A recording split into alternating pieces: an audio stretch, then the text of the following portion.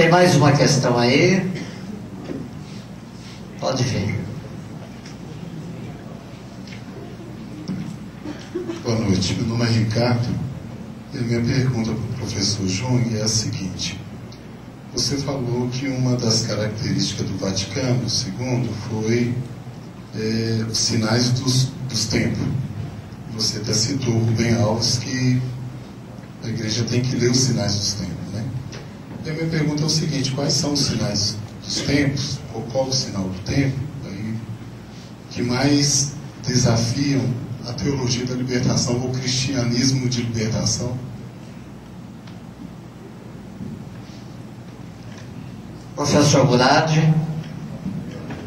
Jung, eu só quero fazer uma observação a respeito do que você disse sobre a questão da transposição de São Francisco. O que o movimento contra a transposição fez não foi colocar o religioso contra o científico. Nós tivemos a colaboração de muitos pesquisadores sérios, o Wander está aqui, acompanhou isso, da UFMG, da USP, e eles mostraram que houve manipulação dos dados, que todos os cálculos foram feitos para reforçar opções políticas prévias. Então não foi a substituição de um religioso por uma questão científica. Ao contrário, foi a denúncia do ideológico em nome do científico. Agora eu queria que você colocasse alguma coisa para nós, você que é professor, diretor de uma faculdade protestante, como é que você vê hoje, depois do Vaticano II, da questão do ecumenismo, né, do Paz Reintegratio, como é que você percebe hoje essa questão da teologia vista com um olhar ecumênico, com um olhar cristão, com a dupla perspectiva protestante e católica somando? Obrigado. Pronto, vamos lá.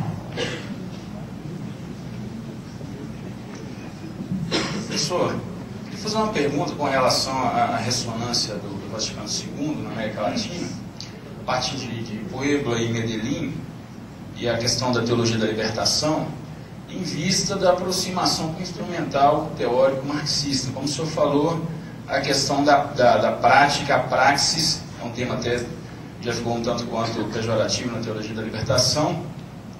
Se ela tem, no início, esse primeiro instrumental com relação à questão da luta de classe, a opressão do pobre, né, enquanto ainda existia um socialismo de Estado, se essa visão, essa apropriação, de certa forma, ela teve uma viabilidade, e a partir do momento, aí seria o contexto de 62, 68, e depois da queda desse socialismo de Estado, em 89, 90, essa nova visão com relação a o que eu entendo como simbólica teológica da economia, se ela não exclui essa questão essencial da luta de classes e volta para uma questão superficial da simbólica teológica, da crítica à economia, da questão sacrificial do mercado e da ação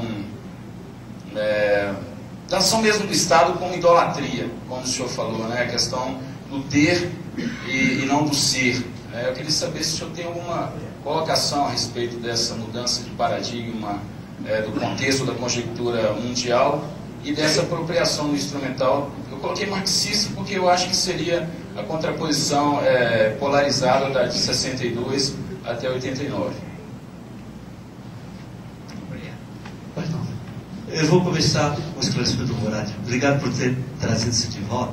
Na verdade, eu não critiquei todo o movimento em favor de São Francisco. Eu critiquei. E dei o exemplo, que foi bastante polarizado. Na verdade, os dois lados tinham discurso cientista. O pessoal que era a favor tinha cientistas que eram a favor, o pessoal que era contra cientistas contra.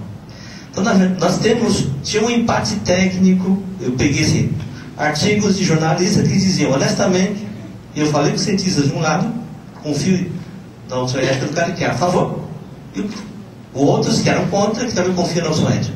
Então, ciência não chega à verdade absoluta. Ciência é um debate eterno. Karl Popper, o filósofo científico da ciência mais importante do século XX, afirmou que a ciência não chega à certeza, chega à verdade que funciona. Quando para de funcionar, muda.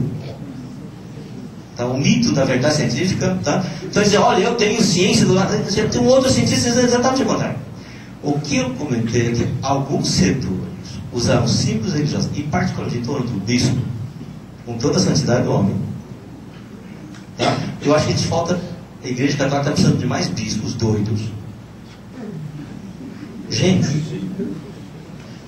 São Paulo é que diz: sabedoria do mundo é loucura para Deus, sabedoria de Deus é loucura para o mundo. A gente faz gente mais louca.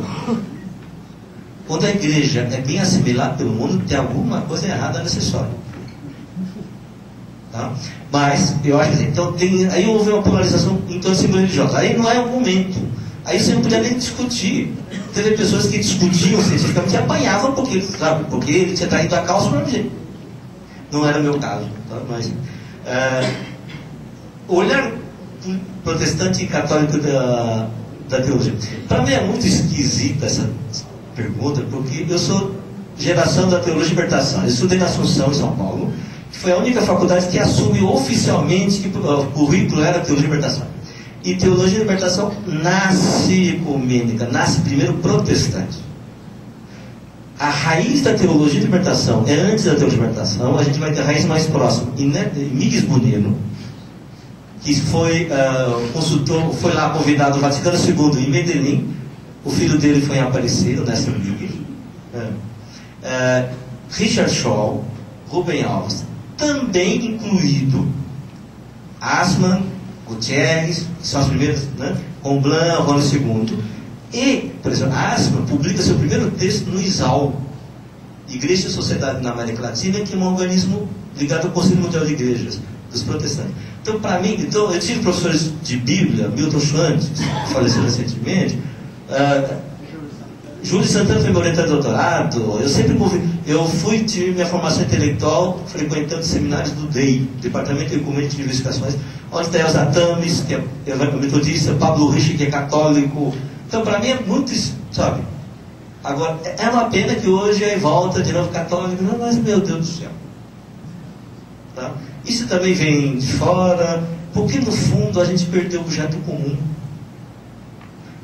Eu lia protestantes, e protestantes gostavam do que eu falava, porque a gente tinha em comum que era: vamos anunciar o reino ao mundo. Quando a gente fica assim, minha identidade de igreja versus a identidade de igreja outra, é claro que só faz a divisão de teologia. Então, essa disputa mostra o que a gente perdeu o objetivo para fora da igreja. Tá?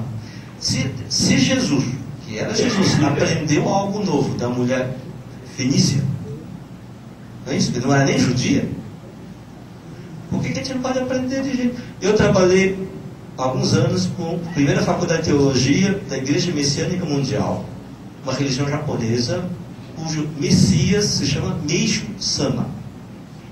Eu fui assessor da faculdade para montar o curso e assessorei o primeiro corpo de docentes. E fui professor de introdução à teologia e hermenêutica teológica e usei um dos textos seus e do Libano lá. E eu aprendi coisas muito desse. Eu comecei a dar valor à questão da beleza, articular o belo, o ético e o verdadeiro, lendo o texto sagrado dessa igreja. E eles aprendiam muito, eu lendo, discutindo. E assim, nós falamos: claro, eu não quero converter vocês, vocês não querem me converter. Bom, tá aí dentro. O que a gente quer? Eles querem acabar pobreza, doença e guerra no mundo. Eu falei: estou de acordo em acabar com isso. Então vamos trabalhar juntos. Tá? Eu acho que essa é a coisa que precisa ter. Nesta luta de acabar, nós precisamos de instrumentais. Tá? Como dizia Juan Luís II, né? O mestre jesuíta, o mestre Mor, né? O Aslan me disse uma vez: o grande teólogo latino-americano do século XX é Juan Luís II. E como eu aceito quase tudo que o Aslan não fala, base não tudo, eu falo: tá aí, já assina embaixo. Fé sem o que chamamos de ideologia, que é articulação prática, é uma fé morta. Nós precisamos de instrumentais, porque fé não é teoria, fé é um modo de apostar a vida. E eu preciso articular isso. Para isso, eu preciso de certos instrumentais. Na década de 60, mais do que o marxismo, se usa a teoria da dependência, que tinha um pouco da influência marxista, mas é fundamentalmente a influência estruturalista, tá? Que o Celso Furtado já se desenvolveu, etc. Na discussão do socialismo, teologia da libertação, uma boa parte, caiu na armadilha do mito moderno de que é possível construir sociedade perfeita. Que era possível construir sociedade. Que apareceu, a gente assimilou isso com construir o reino de Deus. Um dia termina a construção. É um equívoco que Hegel chama de má infinitude. Pensar que com passos finitos atingimos o infinito. A perfeição é a esfera da infinitude. O comunismo perfeito era desejado por soviéticos, como o mercado perfeito é buscado por neoliberais. Existiram teólogos que criticaram isso. Então eu aprendi com eles isso. Obviamente, na minha juventude achava que tinha conseguido. Li textos que me convenceram, né? Isso exige um monte de adaptações. E daí, não é que abandonamos a aula. Eu, particularmente, a escola com que um grupo pequeno que ficou, que é discute teologia e economia. Uma vez uma teóloga amiga disse: você ainda discute isso? Paulo já passou na moda. Agora a questão é do gênero. Fala, não sei fazer outra coisa. Para não dar outra resposta, eu falei, não sei fazer outra coisa. Eu não sei fazer teoria do gênero. Eu acho importante que você faz, mas eu acho que alguém precisa fazer questão de pobreza. É que percebeu o seguinte: primeiro, sair daí nos anos que é possível construir uma sociedade sem exploração, não é possível. Uma sociedade sem desigualdade não é possível, porque por causa da incapacidade nossa de ter controle sobre mecanismos econômicos da vida social. Não é possível conhecer todos os dados. Eu discuti isso no capítulo Deus em Nós, está aí fora também. O último livro texto do Guasno, que deixou incompleto antes de morrer, que está publicado junto. Há princípios. Para você ter uma economia perfeita, você precisa de mecanismos perfeitos de conhecimento sobre os fatores, de desejo das pessoas, de instrumentos, de meios, da temperatura. Isso é impossível. Atos dos Apóstolos coloca como horizonte de esperança, que também não funciona direito por muito tempo, como testemunho da ressurreição. Não é todos iguais, é não ter necessitados entre eles. É o mundo moderno que introduz a utopia de igualitarismo. É diferente, é mais realista, não temos necessitados. Mas a comunidade de Jerusalém também está em crise, não dá certo por problemas econômicos internos. A crítica da simbólica do sacrificialismo não é do Estado, é do mercado. Por que a gente enfatiza isso lá? Porque isso é a grande tarefa da teologia, eu acho. Além de enfatizar a esperança e tal. Porque eu leio economistas, social, eles intuem isso. Aqui tem uma teologia implícita, só que eles não têm teologia, eles param.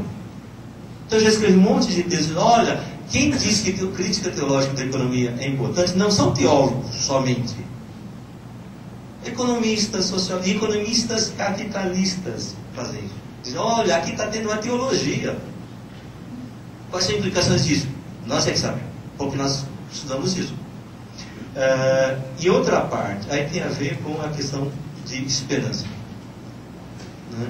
Eu acho que a teologia tem que ter dois caminhos, duas tarefas principais, quando pensa o mundo. A crítica ao sacrificialismo, que também aparece na relação de gênero e tal, mas o grande sacrificialismo hoje é do Império Global. Vai sair pela Paulinas um livro que eu, Jörg Rieger, que é um alemão que está em Dallas, teólogo da libertação, e Nestor Migues, o filho do Migues Bonito, escrevemos, chama Para Além do Espírito do Império. O que existe no mundo não é o Império Norte-Americano. O que existe no mundo, na nossa opinião, é um sistema imperial que tem uma dinâmica política, cria uma certa subjetividade adequada a isso e cria uma noção de transcendência adequada a isso. Aí depois a gente critica isso e a gente propõe uma alternativa de o que é transcendência mais humanizante, uma subjetividade mais humanizante, uma forma de pensar política mais humanizante. Fecha parênteses propaganda. Nesse processo, a gente faz essa crítica grande. Ao mesmo tempo, cabe à teologia discernir os sinais dos tempos. E os sinais dos tempos não são desafios, porque são problemas. Eu achava também que era. Ao reler com calma Rômulo II, um texto maravilhoso sobre capitalismo versus socialismo, a cruz teológica, de Concílio de 1974, dedicado à teologia de libertação, relendo o Rubem Alves, etc. Desculpa, sinais dos tempos não é desastre. Sinais dos tempos são aqueles lugares que mostram o Espírito de Deus soprando. E onde é sinais dos tempos? A gente tem que olhar. Tem coisa acontecendo. Tem um amigo meu, ex-padre, não há novidade. Eu li fulano e falo, gente, lê gente velha que fala a mesma coisa, você não acha novidade. Procurar em lugares tradicionais, você não acha novidade. Novidade vem de fora do tradicional. Olhem para fora da Igreja Católica. Me perguntaram sobre o futuro da Igreja Católica. Eu, Ana Maria Tepedino e Diego e Razaval numa conferência em Chile. A gente tivemos uma entrevista coletiva e perguntaram aí, a Ana falou da esperança dela e tal, e me perguntaram, e você? Eu sou mais pessimista. Instituições tão grandes, antigas, não mudam por vontade própria. Não é de dentro que muda. Vai mudar quando, se não mudar, for acabar. E sabe quando vai acontecer isso? Quando igrejas evangélicas crescerem bastante. Há coisas muito interessantes entre os evangélicos em relação aos povos. Há pastores, líderes, que juntam um amigo particular, 1.600 pessoas no culto da manhã, 1.800 no culto da manhã, 1.600 no culto da tarde. O culto leva 2 horas. E você não sente passar 2 horas. Ele colocou no blog dele. Teólogos que fazem minha cabeça hoje? Comban, Rômulo II, Rubem Alves. Aí ele botou no meio. Aí obviamente apanha. Está vendo? Porque a fé só cita católicos. Quer dizer, teologia de libertação. Trabalho com os pobres para além do que a gente está acostumado. Aí eu brinquei com o jornalista. Eu trabalho com os evangélicos porque eu desejo mudança da Igreja Católica. Eu preciso que evangélicos cresçam para que certas pessoas que ocupam lugares chaves na Igreja Católica percam a arrogância de que é dono de Deus e descubra que o Espírito Santo sopra onde quer e reveja que ele precisa mudar.